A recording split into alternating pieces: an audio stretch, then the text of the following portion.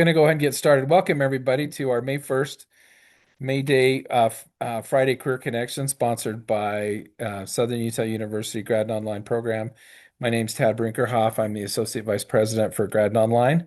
We're glad you're here. Our purpose in these events every Friday is really to together as a community, an online learner community, but also an SUU community to really explore careers, hear from professionals that have had career success, share with us some of the things they've learned as they've developed their career, and then give us some insights into the industry that they're currently working in.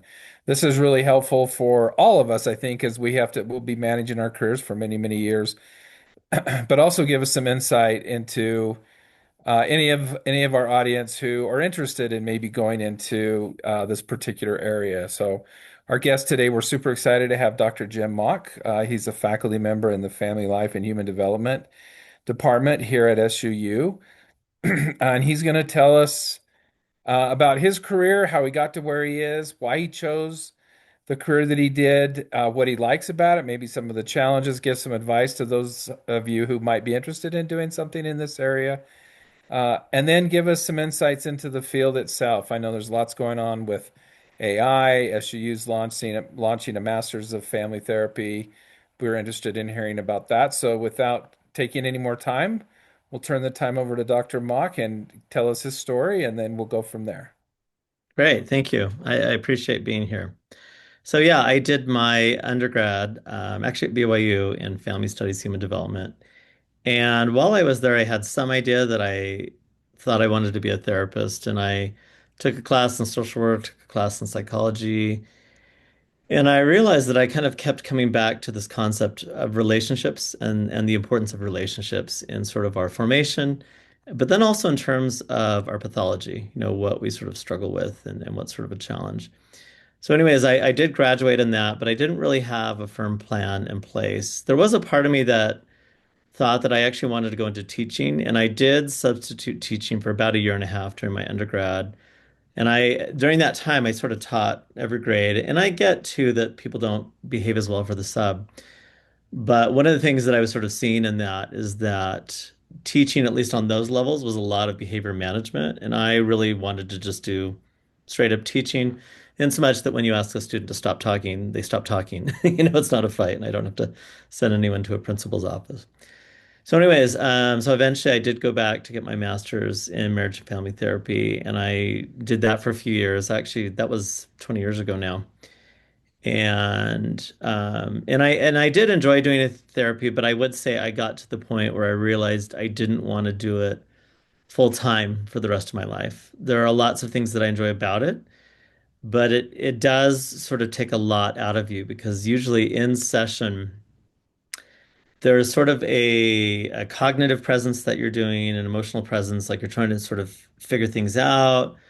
You're also sort of using your feelings as a guide as far as what's going on. And I remember when I was doing it full time, by the end of the week, I'd just sort of be exhausted. And I just sort of the thought occurred to me that maybe I could, rather than work with one individual or one couple at a time, maybe I could sort of share my principles that I was learning on a bigger scale. And so I went back to get my PhD in family studies and human development. And I've been now with SEU for 11 years teaching in that area. And then just it was almost sort of a passing thought that we mentioned to one of the previous provosts. We thought, well, maybe we could do an MFT program. And he really liked it. And he sort of ran with it. And so before I knew it, we were doing an MFT program that'll actually be starting in the fall. So we're kind of excited. So yeah, so I've been teaching full time for these last number of years, but then I've maintained a little bit of practice, either a private practice or other agencies that I've worked with. Where right now I only just meet with like say a few clients a week. It just sort of helps with kind of keeping those skills sharp, and I do enjoy it, but it is very much a different part of me in terms as compared to teaching. That sort of takes a different aspect of me that I also really enjoy. So. So, what do you love about what you do, and what do you find challenging, both the teaching and the therapy, since you're doing both? Yeah, so with therapy, I think the question I get a lot is, don't you ever get tired of listening to people's problems. And there's actually a part of me that actually enjoys, this is going to sound weird, but listening to people's problems. But that's technically, you're not doing that all the time. You're actually, yes, I'm sort of getting some context, but then I'm also helping you. And so that's very meaningful as far as helping you sort of find that change or sort of find within you to sort of make that change that you would like to make. That's very rewarding when it goes right, right? And sometimes, not sometimes, a lot of times there's sort of challenges along the way. Sometimes, I mean, people can have very complicated lives, and it's kind of hard to undo all maybe the different traumas that people have. And so that can be sort of discouraging at times. Couples in particular can be more challenging to meet with. It's a much harder dynamic than individual therapy. And so that can be, be challenging in of itself. And then to be fair, I don't think you ever find a job that you 100% love every aspect. Like overall, you really enjoy it and you like it, but there's probably parts of it you don't like as much. So as far as teaching, it's interesting. When I first sort of did, I was a TA for someone at USU, and they had me sort of just one of the times teach the class. And it's interesting because back when I was sort of in growing up, I did some theater back in the day, and it almost felt like sort of being on stage again. You sort of have this presence that you're doing and it sort of is blending some of those therapy skills because I'm sort of noticing, I'm reading my audience, are they taking this in? Are they paying attention? Do they have questions? Do I need to sort of shift things? Is the energy getting kind of low? Do I need to sort of bring it back up? So there's just sort of an energy to teaching that's very fun. And I love imparting the things that I'm learning and just sort of helping people have happier relationships and happier lives. So, I like them both for different reasons. Yeah. Yeah, that's great. So I've got a couple of questions that come to mind. How do you leave after you hear someone's problems? How do you Mhm. leave that at the door when you go home? Because I think that Yeah. would be challenging to like, do you think about what you discussed with your clients at home, or do you have to create a barrier so that it doesn't overwhelm you psychologically? I think making sure to do your own work and kind of figuring yourself out so that you aren't totally taking that home, like you don't feel 100% responsible for how they're doing. I do think that I mean, generally I'll be like reflecting on, yeah, what can I do here? But once you kind of have your system in place or your sort of your theory as far as how you approach it, it does help you to leave it behind a little bit more because you already have in place in your mind what you're going to do. But I will say, yeah, I mean, yeah, some of these harder stories, it's not unusual that you have to sort of process it. And it's a funny thing that all therapists do is we all sort of, I don't want to say commiserate, but just sort of share with each other, like here's what's going on. And you obviously you're leaving out any sort of personal details, but you'll sort of share, here's what I'm dealing with, or, a particularly hard case, or this was very challenging today, or this was hard, that sort of thing. Yeah. And that kind of helps you to process it and let it go. Um, Yeah. That's great. yeah. What do you tell when someone's in one of your classes and a student expresses a desire to become a therapist? What do you tell them? What advice do you give them? I mean, it's a different world with AI and with social media. Yeah. We're dealing with different problems. What kind of advice do you give them? And then what characteristics do you suggest lends to being a skilled therapist? Yeah. I that's a good question because I mean, that is the challenging thing about a career is trying to find something that actually matches who you are and what you do, right? Like I recently started taking piano lessons, and there are people that just sort of naturally take to it and just sort of have that gift towards it. And then there's the rest of us that have to practice really hard. And so you do have to find something that's sort of a natural fit for you and sort of fits your personality. So as far as the characteristics though that I would suggest is that they do find themselves sort of thinking along those lines, thinking, why is this person struggling with this? What's this about? What's going on here? But then also just having that natural insight where they can sort of see it and figure it out. They can sort of understand what's going wrong. And it's just sort of curious to them, right? It's sort of that age-old saying, it's like, what do you think about when you don't have to think, and sort of realizing if that's where your sort of mind keeps going, and then that's sort of a good indication that and that you have sort of a gift towards it, and I see that in some of my classes where maybe I'll show them a film clip and they have to sort of interpret, what's going on or what's going wrong. And some people just sort of have a gift towards that intuition. But then also, I would say too, just having those people skills, having sort of that warmth. And that can vary because some people are more a little bit, say, confrontational or direct in their therapy, and that has its place, and others are sort of much more empathetic. And if anything, there can be the sort of there's room to have those different flavors of therapists that people, are looking for as far as sort of a match for their personality. Have you ever had to steer someone away from a profession? You know, you, I hate to be like the dream killer, but I every now and then, yeah, you might like gently suggest that they might want to sort of consider other things or sort of just sort of reiterate maybe that this is sort of challenging. I remember this was years back. I had a student that really wanted to do this, and I really just did not see their personality as a match for it. And I tried to sort of gently steer them away from it, but they wanted to do it. And the funny thing is, so he went and got that degree, and then he came back and was trying to do therapy here in Cedar. And I don't think he went more than 6 months before he just kind of went back to his old job that he was doing before. And I Mm. thought, yeah, I could kind of see that happening. And I kind of put that on the grad school too, is I think that they should be also screening, they should be sort of those gatekeepers that are saying, I don't think this is a good fit for you. And even sort of while the person's in the program, sometimes you can determine, yeah, this isn't a match, maybe you might want to consider something else Yeah. because otherwise it's just too much of an uphill battle and that's sort of just a waste of your time. So, Yeah. What do you see as adjacent fields? Like if someone maybe he's not a true fit for therapy, sure. but they have the interest in the human condition. I know I've worked with MBA students for many years, and we do have a lot of psychology majors that will go into HR or Sure. even therapy undergrads that will end up going to HR. Are there any other adjacent fields that students should consider if they think they're interested in the human condition or maybe something related to therapy? Yeah, I like that question because on some level, most of us, I mean, it has been shifting the last few years and probably accelerated by COVID. But on some level, we all work with people, right? And a lot of us sort of provide various services.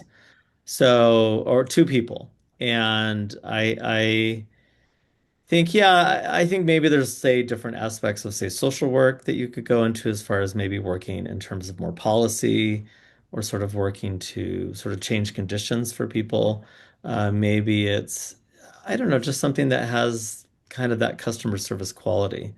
So I've seen, either people go into something like some sort of sales or something like that because they sort of like sort of the energy of working with people or teaching, things like that can have sort of a similar vibe. Yeah. Yeah, interesting. Yeah. Okay, I'd love to switch to AI a little bit because I've read some articles about um, is AI going to take over and become our therapist? So before we get your opinion on how we use AI appropriately as a therapist, I'd like people to throw in the chat if they're comfortable doing so. Have you ever asked AI for um, human interaction advice or maybe some type of therapy advice? And again, only if Constantly. you're comfortable. I'll admit I certainly have. Like, why is this person making me crazy? So if you don't mind, someone said constantly, someone else said yes. Is there anybody that hasn't? It seems like almost everybody on the Oh yeah, I daily. have. I have totally. Absolutely. A second view is Yeah. often needed. I Yeah. haven't, but I will now. I love that. Yeah, don't leave that off the table. Yeah. At least the articles that, and you know this a lot better than I do. Just I just read some articles about how it's a good thing, but also can be a little scary. Someone who said, I asked AI for gift giving advice for whom we need to enforce boundaries. Therapist. Okay, that's great. So talk to us about how how AI is going to impact the profession, especially for Yeah. those on the Yeah. call who are thinking about going into this field. And also, how should we, as a generation that's starting to use AI on a regular basis, what is the most appropriate way for us to use AI, and what is an inappropriate way for using AI for our relationship or our therapeutic advice? Yeah, those are great questions. I do, it's interesting because I've asked AI things just to kind of understand like how are they sort of approaching this, sort of different therapeutic questions or relationship questions. And I'm surprised with how good the information is. That's not saying that every now and then some bad information could get put in the mix. However, I do think that one of the challenges, you look at something simple like trying to do a diet. I think on some level we all know what we should do, and you could ask AI what you should do, but then can you get yourself to do it? That's a different story. And so as humans, we're naturally resistant. Like Freud said some crazy things, but one of the areas I really agree with him was his concept on denial, where humans are very inherently very good at sort of denying stuff, where they can lie, they have a strong capacity to lie to themselves, and those are things that maybe AI can't always pick up on. You need sometimes that human quality and that intuition to help people see stuff that they're resisting seeing, or to sort of help them find that place of motivation. Now, if you were to ask, no, that's all I want to say about that. I do think it can be a concern where on some level AI is trying to please you. AI is sort of saying what maybe you want to hear, and sometimes that can be destructive. I think there's a concept of toxic empathy that can be misplaced at times, where I learned this early on as a clinician, where someone's coming in and complaining about their spouse, and yeah, initially you should be empathetic to some degree, right? But at a certain point, you sort of have to sort of maybe challenge them in their thinking or try to see it from the other point of view. But yeah, but with that client, because it was sort of early in my career, I just was sort of agreeing with her. And then finally, she brought in her husband, who brought in like a very different side of the story. Um, and then I realized, oh, I'm not seeing this sort of in a complete way. And if I had just sort of just kept going with the empathy that sort of justifies her and being angry and bitter with her husband, that on some levels is sort of creating more of the problem of what she was having anyways, versus sort of being maybe a little bit more gently confronting and sort of helping her see it from a different angle. So I don't know. I think AI could get better at those things over time. One of the things that we find in research on therapy is one of the biggest predictors of its effectiveness is the relationship with the therapist. Like, what's the quality of the relationship with the therapist? And so I don't know if you could duplicate that with just some words on the screen. Like, if that could give you that sense of warmth that a person could. So I could see where that would be a problem. Yeah, that's interesting. And in my previous job at Carnegie Mellon, we we invested in a leadership coach, and the tool was trained by a coach, an experienced coach. So it was interesting, and we just launched it, so we were just getting the results. But it was interesting how we could train this model to be reflective of this particular coach. So it'll be interesting to see where that goes and how helpful it can be. I mean, one of the challenges we have now is with mental health and COVID and everything, people having enough access to a reliable therapist. Sure, So sure. hopefully it'll be mostly positive as we move in that direction. So It's any it's hard because we're sort of gravitating towards these behaviors that are inherently harmful to our mental health. yeah. Spending that much more time online, especially social media, some of these other things. We know, we understand. I mean, the research is becoming more clear that these are detrimental to our mental health, and yet they're designed to be so addictive, it's hard to quit them. So even if I were to tell just anyone off the street, like, hey, you should be exercising more, you should get better sleep, and you should cut back on social media or maybe cut it out altogether, or cut back on some of these, just in general, electronics, that alone is probably going to give you a boost to your mental health. So it is kind of ironic that we're sort of dependent on maybe these same things that are also making us feel worse, So it's a Yeah. tricky space. What would be some red flags in using AI with our relationship management? Is there anything you've seen in your practice where things that should give us pause? I know I've actually never seen anything in my office in terms of that. Although things are still young. I mean, I've just seen a shift just this school year, in terms of where AI is playing, with my students. So yeah, that could definitely shift with my clients. I know that I've heard reports that, if someone's suicidal and is talking to AI, I think they've probably since fixed that bug, but they've had stories of AI sort of encouraging them with the suicide rather than going in the other direction. So obviously that's sort of a dangerous thing. And that could be that example of sort of that toxic empathy where it's sort of pushing you to have release in such a way that's destructive. So Yeah. Yeah, there have been a few lawsuits recently where yeah, families have sued and actually won. So, yeah, okay. yeah. Great. Let's talk for a few minutes about, so this is one of our purposes here is to explore how we develop careers. Um, and I know relationships in a work environment are very, very important. What Mhm. advice would you have for all of us in how we develop better working relationships with our colleagues or Yeah. a boss or someone that we supervise? Overall, how we respond to conflict is sort of the secret sauce, or maybe not so secret, but really the glue that helps us, stick together in our relationships. And the big components to handling disagreement well is rooted in self-regulation. It's the ability to stay calm when you're hearing something you don't want to hear so that you have the presence of mind to be validating, to be understanding, that sort of thing. Because generally, when someone is coming to you with the frustration, they just want to be heard.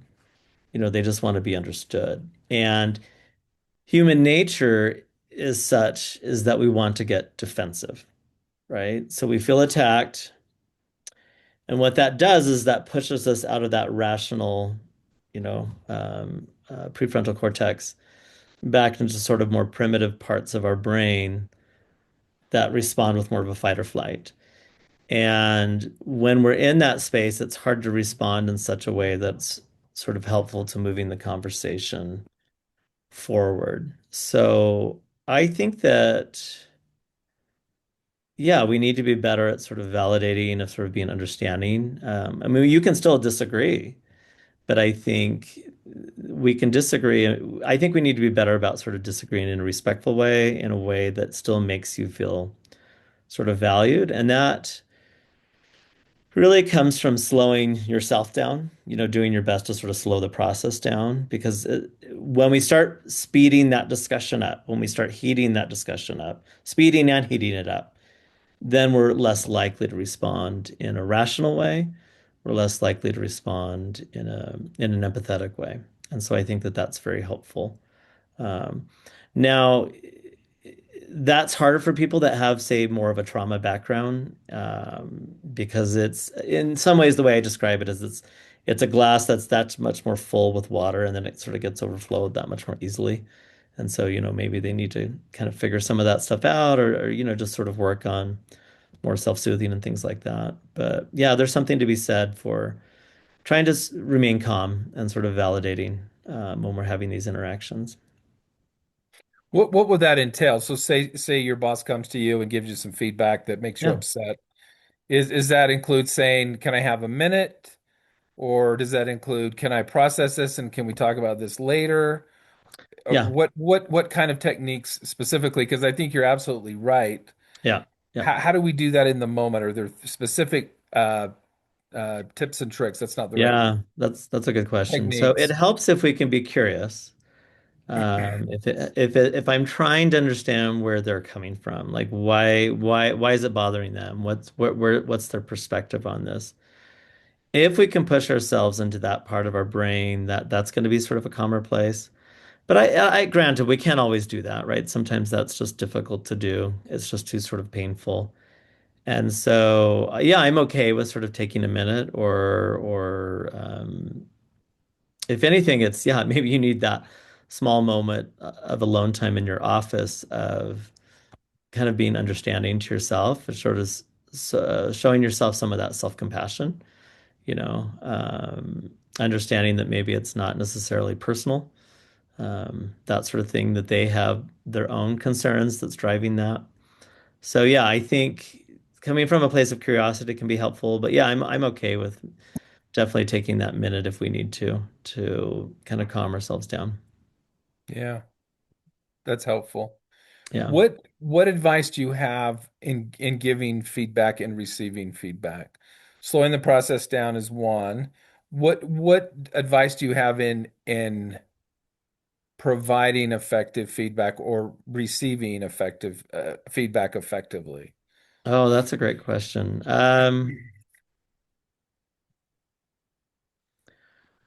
Providing feedback, I think that yeah, that's a great question. I think trying not to make it so personal. It's interesting because I mean, work relationships are different than personal relationships. So personal relationships, you're sort of saying more in terms of what you're kind of coming from, or your perspective on it. But yeah, in a more professional, I think I guess the standard of trying to couch that, in positives. As far as receiving feedback, I think it helps to see it as maybe an opportunity to grow, trying to put that positive spin in it. Or yeah, I don't know. That's what I would recommend is how do I, yeah, use this to sort of improve upon myself, Yeah, and sometimes you can see it as a sort of I mean, maybe like a fun challenge, it's like, okay, I'm not gonna be defeated by this, kind of that can-do mindset. yeah. So this may not be a fair analogy, but like in some, I'm assuming in some couples Mhm. therapy, it's just not a good fit. And at some point, you have to say, maybe this is not redeemable. This is not a good fit. Would that is that a fair analogy for a work environment? Maybe you get the feedback and it's like, at what point do you say this may not be a good fit for me? Maybe I need to consider something else. And I don't know, do you ever do that in a couple's situation? Do you ever just say this is not a good fit or this is not a healthy relationship? Maybe you need to move on. At what point do you make that assessment and move on, or do you Yeah. keep trying to Yep, fix yep, it? yep, yep. With couples, never tell them to get divorced.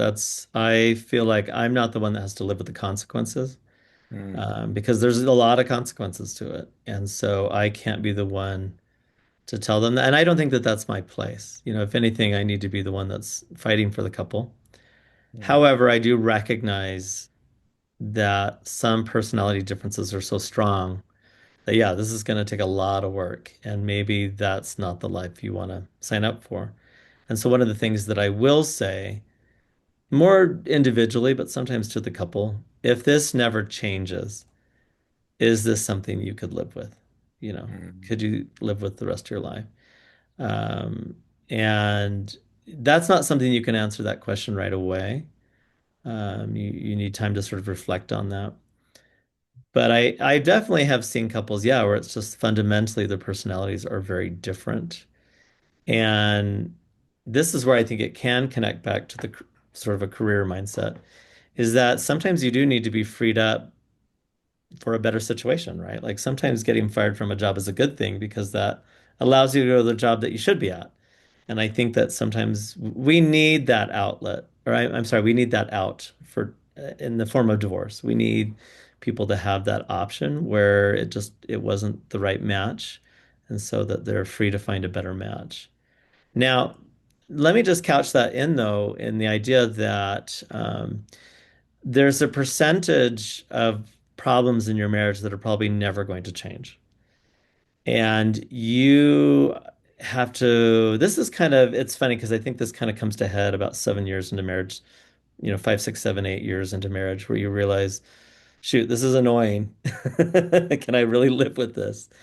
And you have to sort of actively make that decision then I'm not going to keep focusing on this, that I'm not going to continue being bitter. I'm going to focus on the positive. I'm going to comment on the positive, and I'm going to do my best to kind of let some of this negativity go. I think that happens through focusing on the positive, but then also realizing that you're no prize yourself, that you have your own issues, that you're not always easy to live with. And so, yeah, I do think that, to be fair, I do think that couples have some hard spots that they can get past. It does take work and effort. And then there's some couples that, man, no matter how much effort they put in, it's going to be a struggle. And so then they should be free to pursue other relationships.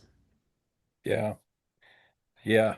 I think it's much easier to quit a job and start a job than Yes. quit a marriage, right? So, Oh, but definitely, definitely. but Yeah. there definitely is There's some similarity some there. yeah, Yeah. little different consequences. So, Yeah. Yeah. all right. I'd like to open this. This has been fascinating and I've learned a lot. Uh, any questions from our audience before I've got a list, but I don't want to be the hog. So, anybody want to ask some questions to Dr. Mock about careers, relationships, the future of the field, AI?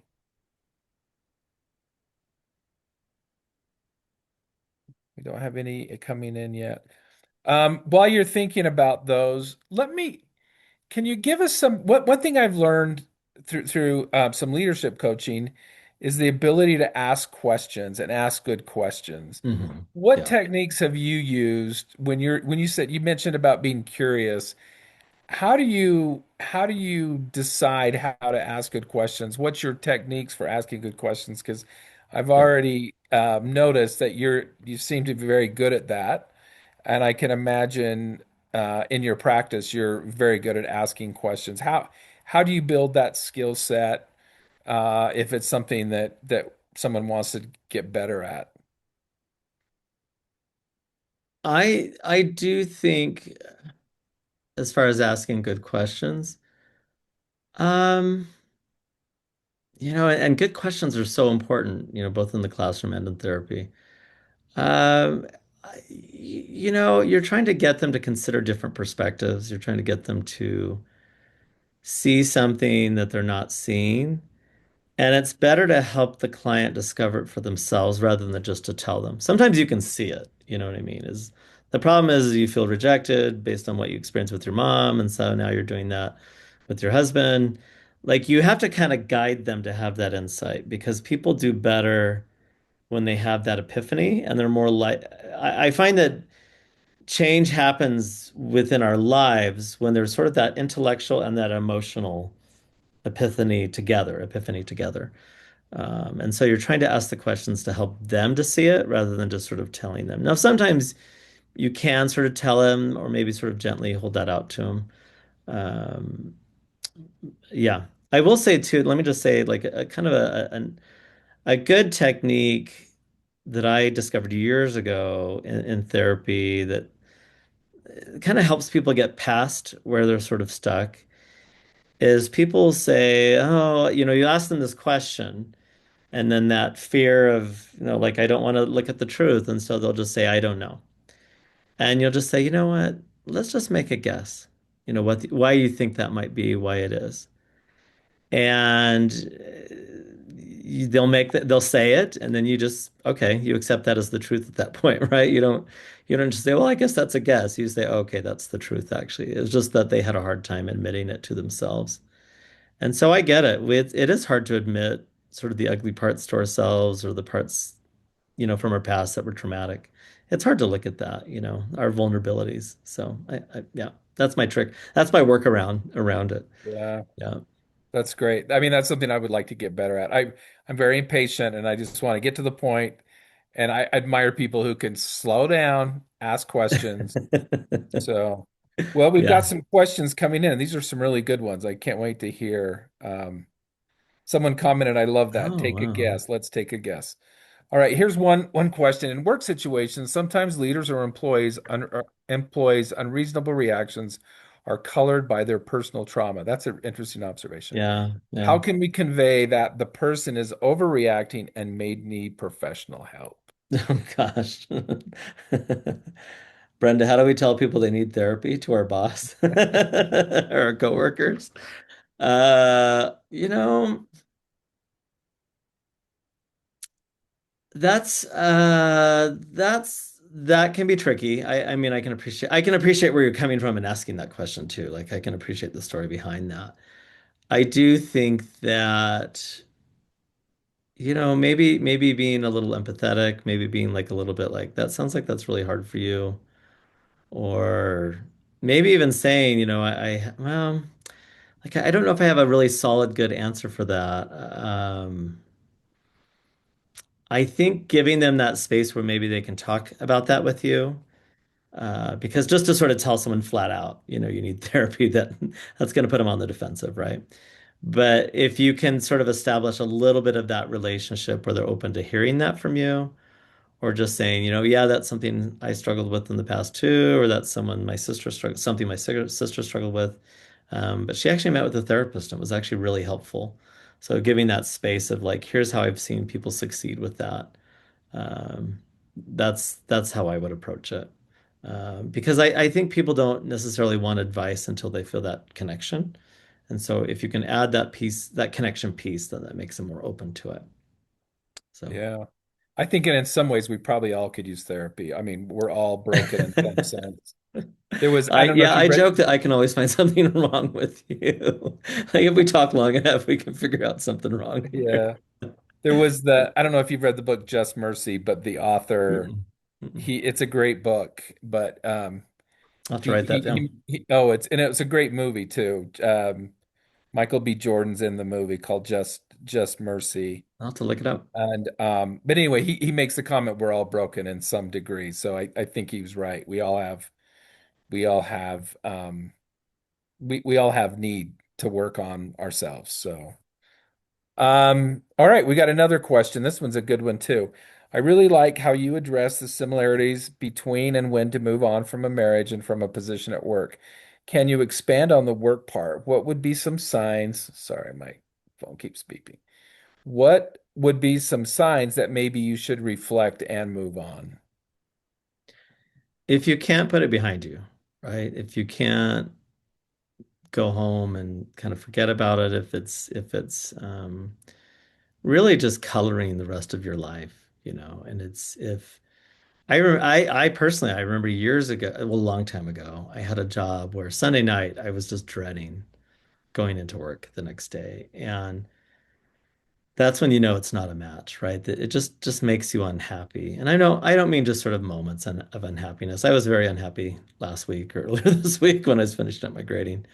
But that's just sort of a moment, right? Overall, I like this. So I think, yeah, it's okay to give yourself that permission to move on. I think maybe people have either a sense of defeat or shame that's sort of making them stay stuck. But surprisingly, I can't tell you how many clients I've encountered where it just felt like they just need to quit their job, because you spend so much time at your work. It has such a huge influence in your life. Like you need to be happy with your work, because otherwise, life's not good. It's the same with marriage, right? There's nothing that can compensate for the fact if you have a miserable job or a miserable marriage, that can't be compensated for, right? Except through drinking or something that just numbs it out, right? So, yeah. Yeah, good point. This is not scientific, but I've done this for years. Like when I leave at the end of the day, I evaluate, I do a self-evaluation. Hmm. Was it a good day? Was it not a good day? And when the not good days outnumber the good days, then I know it's time to start considering something else. And Oh, I so like that. it's kind of like, if you go in the restrooms in the airport and you can push a happy button or you can push a sad button for if the restrooms are clean. It's kind of like that, Mm. just an overall, but yeah, great question. Great advice. All right, now this is really going to be interesting. This next question, a very specific question. What resources would you recommend for us who have a loved one living with bipolar disorder? That's a hard one. And you know what? Shoot, that's not really an area of my study. Um, I don't know. I don't have a specific recommendation to that. My apologies. That's not something I've looked at. I will say one of the things I've noticed is that the information we're finding online and even through things like YouTube, I feel like it's just kind of gotten a lot better over the years. And I think that there are good resources. Obviously, it could be books too, and then I would probably look through Goodreads and see, what are sort of getting good reviews there. I mean, they have deeper reviews there. But unfortunately, yeah, I don't. I think Is there a particular book or researcher that you know of that's reliable or trustworthy? not on that specific topic. I do Yeah. think that the hard thing is, now that I'm thinking about this more, is you're not feeling responsible for that person, right? I think it's a very powerless position to be in when you're dealing with someone that, has this sort of diagnosis that's more chaotic. And so you do have to be careful because it is powerless, or it's a feeling of powerless. There's a tendency to want to overreact and like be that much more managing of their lives, and you can't make yourself feel responsible, right? You can't put yourself in charge of how well they're doing. That is up to them. Hopefully, they have the wherewithal to be taking their medications and things like that. But yeah, I think just making sure that you're not feeling like you have to be in charge. Yeah. And it is hard to, I mean, there are relationships where you have to kind of create that emotional distance because it's just too painful to be too close. And so it can be hard to decide, when do I need to pull back, and not feel responsible for this. So yeah, that's a good Yeah. question. That is a challenge. That's hard to do, but that's great advice. So Okay. Brenda's actually, this is interesting research that's just coming out. And this is actually fascinating. If you were to tell me this 10 years ago, I wouldn't have believed them. But they're finding, like, say, research where they do like a keto diet that it actually diminishes schizophrenic symptoms, which is that's kind of when you think of, like, say, the term crazy, you generally think of schizophrenia and the fact that you could sort of change that through diet. So I'd have to look at the research on if that's helpful for bipolar or not. That's kind of interesting. Yeah. Yeah. Yep. Thanks, Brenda, for sharing that. Okay, we got a question. How do we make sure that the industry of psychology is using scientific human analysis and human data analysis, not pop psychology? This is really a problem in the industry. Yeah, that's a good question. I will say, yeah, I get where you're coming from on this one. And the hard thing is you are doing a blend of both what has the research said, but then also intuition. If you think about it, a lot of the founders of these theories are just someone who just sort of tried something based on their gut, and then over time they went back and then would develop some empirical research to give validation to what they're doing. So I mean, yeah, I think you have to sort of find the balance of not being totally closed off to intuition. I mean, it's interesting. One of the most researched theories out there, CBT, cognitive behavioral therapy, you still just don't see a lot of therapists doing it. And I'm not even a huge fan just because it never felt like it fit with my belief in how sort of people change. And since that time, I think we've come up with new ideas and even new research that sort of suggests that maybe they weren't all correct on what they were finding, at least. But yeah, I think, Audrey, that's a decent question. And I think ultimately you have to sort of figure out, is what the clinician doing working for me, right? Is it making me feel better? Is it making my relationships happier? That sort of thing.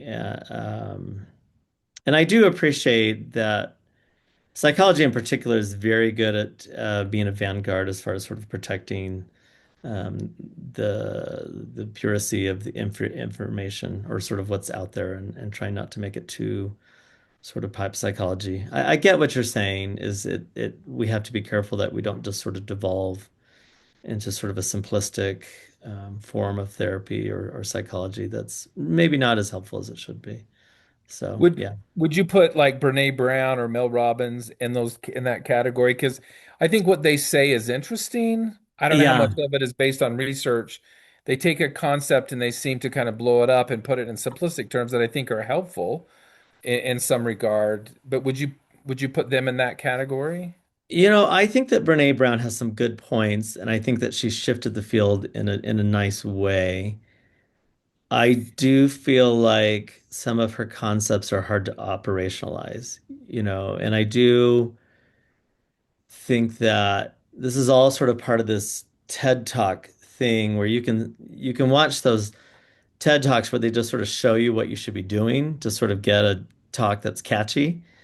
Obviously, Tony Robbins is sort of a master at this, right? Where they're sort of saying feel good ideas that have actually been around for probably since the 60s, really. Yeah, And yet they just know how to package them really well. Now, whether or not it has,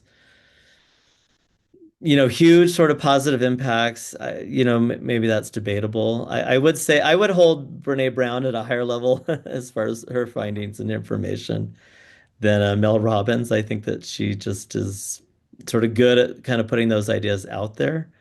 I mean, as far as yeah, how she packages things. And the funny thing is there is sort of a salesmanship quality to therapy where, in a weird sort of way, yeah, there is more than one road to Rome here, right? There are different ways to sort of get people to achieve these forms of happiness, and if anything, there has to be buy-in, right? Like technically, there are different ways that you could technically approach to losing weight. Going back to that analogy, but if anything, unless you have buy-in to it, you're not going to do it, which then causes the loss, you know. yeah, So I don't know. There is something to be said for having that salesman quality, but yeah, I like it. Yeah, there are varying degrees of sort of truthfulness to maybe what they're saying. yeah, true. All right, we've just got a couple minutes left, Dr. Jim. This is a question. It says it can be a struggle to find therapy resources in Cedar that Hmm. have openings, as many have long wait lists. Yeah. And I'm sure other rural areas have the same challenge. What would you recommend, or would you recommend reaching out to any particular offices, companies, or therapists? Maybe that's a hard question, but I guess, in a general way, how do we find the mental health resources that we need, especially in a rural area?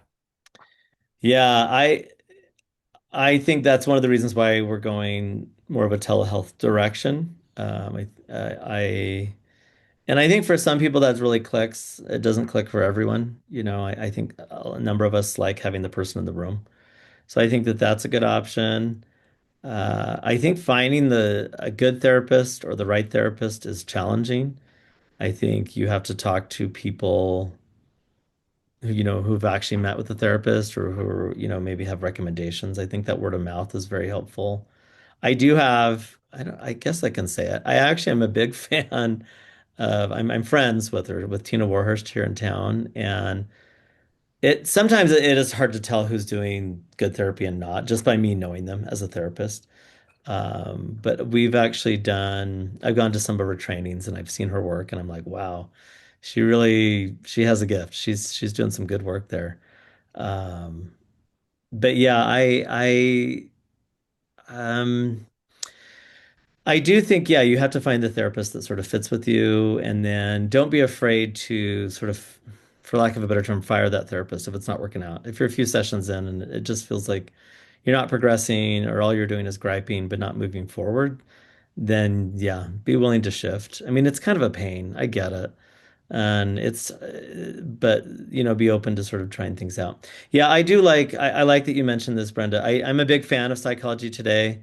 If you type that in and then you can really pull up the therapist profiles. The funny thing is when a therapist has a waiting list, that's usually a good sign. That's usually like, oh, they're so good. You have to wait to get in. So I don't know. I sort of take that as a positive thing. But hopefully now with teletherapy, you can see anyone. You're in the state of Utah, and then your wait's not going to be as long. Yeah, that's great. Okay, th in 30 seconds, we've got one more question. Oh, What sorry. other area would you advise an IO psychologist to explore?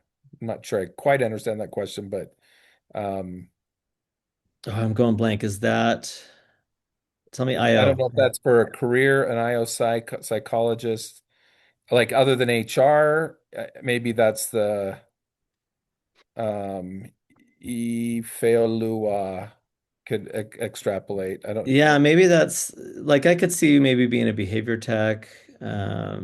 Like it depends too what population. Like, do you want to work with kids? Do you want to work with sort of a different, oh, industrial organizational? Um, yeah, I that's a little bit out of my area of expertise. Yeah, I guess I could say HR or sort of business kind of Yeah, stuff. in the business world, I've seen a lot of HR people with IO psych degrees go into like mostly HR, org design. So I would maybe look at business schools. And if you want to reach out to me, I can help, like from the business side, business school side, we can discuss that. So Yeah, or just talk to the psychology department. They'd have a better grasp of that yeah, too. that's Yeah. true. Yeah. All right. Well, we're out of time. Dr. Mock, thank you very much. This has been really, really helpful, really engaging and interesting. Uh, and we appreciate your time and your expertise, and we're glad you're part of the SUU community. So, Oh, thank you for interviewing me. I appreciate it. no, you're welcome. It's been Next fun. week, we have someone very different. We have a state legislator. Senator Neil Walter will be here to talk about what's going on in the state legislature as well. He's also a real estate person, so a very different topic, but it will be interesting. So we hope you will join us next week at noon. One last question. People said, do you, are you okay if people reach out to you on LinkedIn? Would you be okay with that? Yeah, you can do that. Technically, you can just find me. If you do look me up through the university, you can find me through Okay. that too. Yep. Okay. That'd be great. They, Yep. they will do that. All right. Thanks again. Everybody have a great weekend. It's a beautiful day out there. Get out and enjoy it. See you later. Bye bye. Bye bye.